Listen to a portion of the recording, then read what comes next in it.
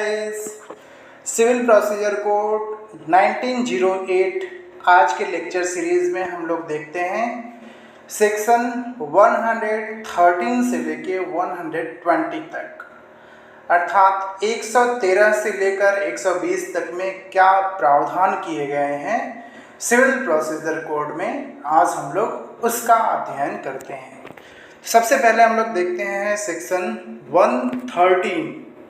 113 जो बात करता है रेफरेंस टू हाई कोर्ट, अर्थात उच्च न्यायालय को निर्देश। Subject to such condition and limitations as may be prescribed, any court may state a case and refer the same for the opinion of the High Court, and the High Court may make such order thereon as it thinks fit। अर्थात उन शर्तों और परिसीमाओं के अधीन रहते हुए जो विहित की जाए, कोई भी न्यायालय मामले का कथन करके उसे उच्च न्यायालय की राय के लिए निर्देशित कर सकेगा और उच्च न्यायालय उस पर ऐसा आदेश कर सकेगा जो वह ठीक समझे। प्रोविजो है provided that where the court is satisfied that a case pending before it involves a questions as to the validity of the act, ordinance or regulation, or of any provision contained in an act, ordinance or regulation, the determination of which is necessary for the disposal of the case, and is of the opinion that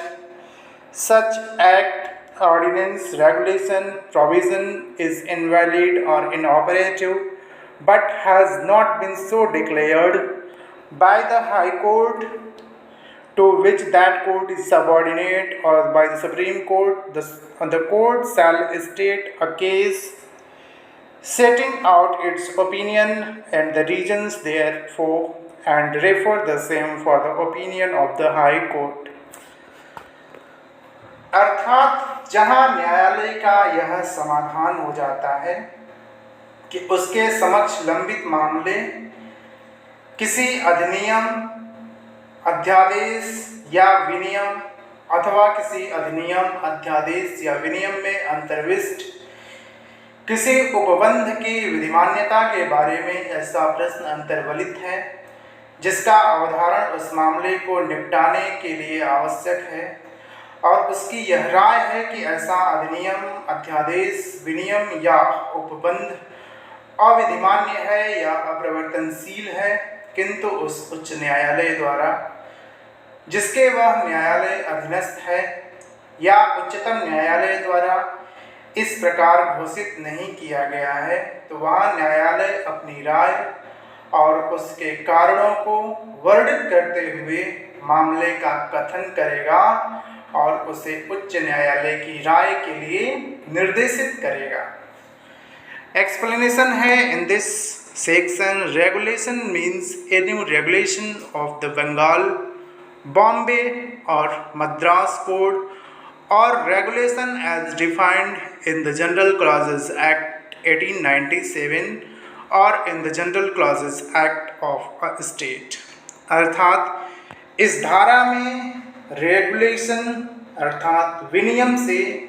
Bengal, Mumbai या मद्रास संहिता का कोई विनियम या साधारण खंड अधिनियम general clauses act 1897 में या किसी राज्य के साधारण खंड अधिनियम में परिभाषित कोई भी विनियम अभिप्रेत है। सेक्शन 114 बात करता है रिव्यू की। रिव्यू मतलब होता है पुनर्विलोकन। Subject as aforesaid any person considering himself aggrieved by a decree or order from which an appeal is allowed by this code but from which no appeal has been preferred, by a decree or order from which no appeal is allowed by this court, by a decision on a reference from a court of small causes may apply for a review of judgment to the court which passed the decree or made the order, and the court may make such order thereon as thinks fit. तो section 114 को हम लोग समझ लेते हैं, 114 को समझ लेते हैं जो रिव्यू की बात करता है, जो पुनर्विलोकन की बात करता है। तो कोई भी व्यक्ति जो किसी ऐसी डिक्री या आदेश से जिसकी इस संहिता द्वारा अपील अनुज्ञात है किंतु जिसकी कोई अपील नहीं की गई है, किसी ऐसी डिक्री या आदेश से जिसकी इस संहिता द्वारा अपील अनुज्ञात नहीं है, अथवा ऐसे विनिश्चय से जो लघुवाद न्यायालय के निर्देश पर किया गया है, अपने को व्यथित मानता है, तो वह डिक्री पारित करने वाले या आदेश करने वाले न्यायालय से निर्णय के पुनर्विलोकन के लिए आवेदन कर सकेगा और न्यायालय उस पर ऐसा आदेश कर सकेगा जो वह ठीक समझे। तो सेक्शन 114 ये पुनर्विलोकन अर्थात रिव्यू की बात करता है। सेक्शन 115 हम लोग देख लेते हैं जो रिवीजन की बात करता है। रिवीजन मतलब होता है पुनरीक्षण। The High Court may call for the record of any case which has been decided by any subordinate to such High Court and in which no appeal lies thereto,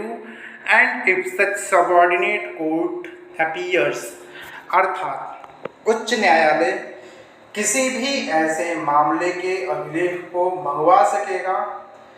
जिसका ऐसे उच्च न्यायालय के अधीनस्थ किसी न्यायालय ने विनिश्चय किया है और जिसकी कोई भी अपील नहीं होती है, और यदि यह प्रतीत होता है कि ऐसे अधीनस्थ न्यायालय ने ऐसी अधिकारिता का प्रयोग किया है जो उसमें विधि द्वारा निहित नहीं है, अर्थात to have exercise a jurisdiction not vested in it by law. B. To have failed to exercise a jurisdiction so vested. Next, to have acted in the exercise of its jurisdiction illegally or with material irregularity. The High Court may make such order in the case as thinks fit. अर्थात पुनरीक्षण ऐसे मामलों में होगा जहां ऐसे अधीनस्थ न्यायालय ने ऐसी अधिकारिता का प्रयोग किया है जो उसमें विधि द्वारा निहित नहीं है, या ऐसे अधीनस्थ न्यायालय ऐसी अधिकारिता का प्रयोग करने में असफल रहा है जो इस प्रकार निहित है, अथवा ऐसे अधीनस्थ न्यायालय ने अपनी अधिकारिता का प्रयोग करने में अवैध रूप से या तात्विक अनियमितता से कार्य किया है, तो उच्च न्यायालय उस मामले में ऐसा आदेश कर सकेगा जो वह ठीक समझे। प्रोविजो है provided that the high court shall not under this section vary or reverse any order made or any order deciding an issue in the course of a suit or other processing except where the order, if it had been in favor of the party applying for revision, would have finally disposed of the suit or other proceedings. अर्थात परंतु उच्च न्यायालय जो proviso है किसी वाद या अन्य कार्यवाही के अनुक्रम में इस धारा के अधीन किए गए किसी आदेश में या कोई विवादक विनिश्चित करने वाले किसी आदेश में तभी फेरफार करेगा या उसे उल्टेगा जब ऐसा आदेश यदि वह पुनरीक्षण के लिए आवेदन करने वाले पक्षकार के पक्ष में किया गया होता तो वाद या अन्य कार्यवाही का अंतिम रूप से निपटारा कर देता। सबसेक्शन 2 बात करता है कि where the High Court shall not under this section vary or reverse any decree or order against which an appeal lies either to the High Court or to any court subordinate thereto। Subsection 2 बात करता है कि उच्च न्यायालय इस धारा के अधीन किसी ऐसी डिक्री या आदेश में जिसके विरुद्ध या तो उच्च न्यायालय में या उसके अधीनस्थ किसी न्यायालय में अपील होती है फेरफार नहीं करेगा अथवा उसे नहीं उल्टेगा। सबसेक्शन 3 बात करता है कि a revision shall not operate as a stay of suit or other processing before the court except where such suit or other processing is stayed by high court। यानी कि न्यायालय के समक्ष वाद या अन्य कार्यवाही में कोई पुनरीक्षण रोक के रूप में प्रभावी नहीं होगी सिवाय वहां के जहां ऐसे वाद या अन्य कार्यवाही को उच्च न्यायालय द्वारा रोका गया है। जो एक्सप्लेनेशन बात करता है वह है कि in this section the expression any case which has been decided includes any order made or any order deciding an issue in the course of a suit or other process। यानी कि इस धारा में ऐसे मामले के अभिलेख को मंगवा सकेगा जिसका ऐसे उच्च न्यायालय के अधीनस्थ किसी न्यायालय ने विनिश्चय किया है अभिव्यक्ति के अंतर्गत किसी वाद या अन्य कार्यवाही के अनुक्रम में किया गया कोई आदेश या कोई विवाद विनिश्चित करने वाला कोई आदेश भी है। अब हम लोग सेक्शन 116 देख लेते हैं 116 जो बात करता है part two apply only to certain high courts. This part applies only to high court not being the court of a judicial commissioner. यानी special provisions relating to the high court not being the court of a judicial commissioner. Application to court of high court save as provided in this part or in part 10 or in rules the provision of this court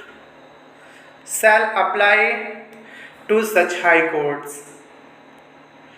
ये हम लोग खाली बस pre के लिए एक revision कर लेते हैं, इसमें मेंस में क्वेश्चंस नहीं आते हैं।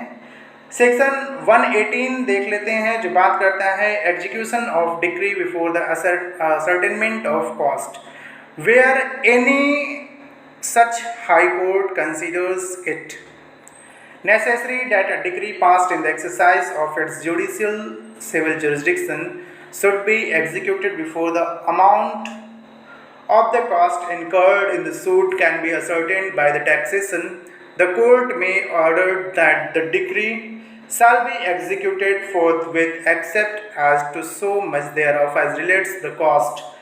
and as too much thereof it relates to the cost, that the decree may be executed as soon as the amount of the cost shall be ascertained by taxation। यानी कि section 118 धारा 118 बात करती है कि खर्चों के अभिनिश्चय के पूर्व डिक्री का निष्पादन, यानी जहां ऐसा कोई उच्च न्यायालय यह आवश्यक समझता है कि उसकी अपनी आरंभिक सिविल अधिकारिता के प्रयोग में पारित कोई डिक्री वाद में के खर्चे की राशि का विनिर्धारण द्वारा अभिनिश्चय किए जाने के पूर्व निष्पादित की जानी चाहिए, तो वहां वह न्यायालय यह आदेश दे सकेगा कि डिक्री के उतने भाग के सिवा जितना खर्चों से संबंधित है उसकी डिक्री का तुरंत निष्पादन करा दिया जाए और उसके उतने भाग के बारे में जिसका खर्चों से संबंध है यह आदेश दे सकेगा कि जैसे ही खर्चों का विनिर्धारण द्वारा अभिनिश्चित हो जाता है वह डिक्री वैसे ही निष्पादित की जा सकेगी। सेक्शन 119 बात करता है unauthorised person not to address court, यानी कि अपराधिकृत व्यक्ति न्यायालय को संबोधित नहीं कर सकेंगे। Nothing in this court shall be deemed to authorized any person on behalf of another to address the court in the exercise of its original civil jurisdiction or to examine witnesses except where the court shall have in exercise of the power conferred by its charter authorized him so to do or to interfere with the power of the high court to make rules concerning advocate, वकील्स and attorney। यानी कि इस संहिता की किसी भी बात के बारे में यह नहीं समझा जाएगा कि वह किसी व्यक्ति को वहाँ के सिवाय जहाँ की न्यायालय ने अपने चार्टर द्वारा प्रदत्त शक्ति के प्रयोग में उस व्यक्ति को ऐसा करने के लिए प्राधिकृत कर दिया है। दूसरे व्यक्ति की ओर से उस न्यायालय को उसकी आरंभिक सिविल अधिकारिता के प्रयोग में संबोधित करने को या साक्ष्यों की परीक्षा करने को प्राधिकृत करती है, या अधिवक्ताओं, वकीलों और अटॉर्नियों के संबंध में नियम बनाने की उस उच्च न्यायालय की शक्ति में हस्तक्षेप करती है। सेक्शन 120 बात करता है provisions not applicable to high court in original civil jurisdiction.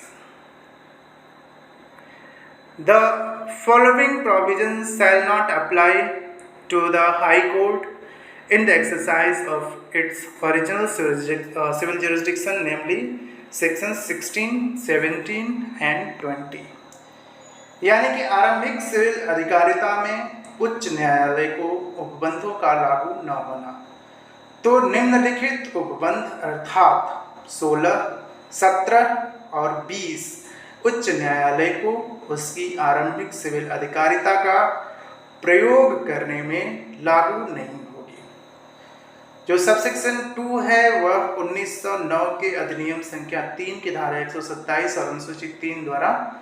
निरसित कर दिया गया है। यह 120 बात करता है। आगे के लेक्चर में हम लोग 121 से आगे देखते हैं कि सिविल प्रोसीजर कोड 1908 की धारा 121 से आगे क्या प्रावधान किए गए हैं। तो बने रहिए हमारे सिविल प्रोसीजर कोड 1908 के बैरक लेक्चर सीरीज के साथ। बहुत बहुत आप सबको धन्यवाद।